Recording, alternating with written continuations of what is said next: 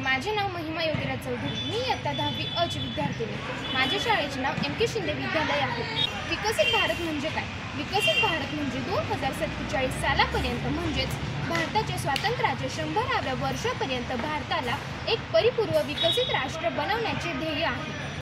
नमस्कार, मी अनुष्का राजेंद्र शिंदे आणि हे माझे सहकारी. माझे नाव जयश्री संजय माळे.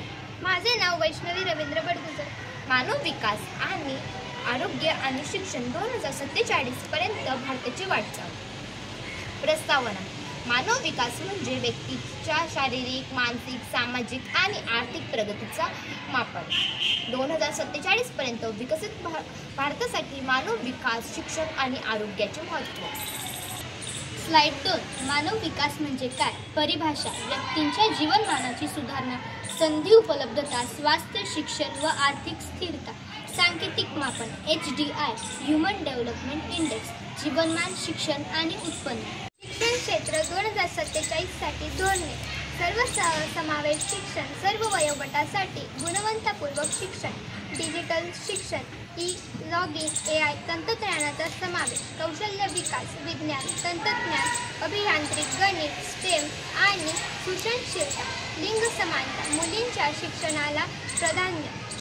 आरोग्य क्षेत्र 2047 साठी धोरणे. सर्वसामान्य आरोग्य सेवा, गावगावात प्राथमिक आरोग्य केंद्र, आहार आणि पोषण, बालसंपन्न व महिलांसाठी पोषण कार्यक्रम. मानसिक स्वास्थ्य, मनोविकार, तणाव व्यवस्थापन, तंत्रज्ञानाचा वापर, डिजिटल आरोग्य सेवा, टेलिमेडिसिन. स्लाइड 5.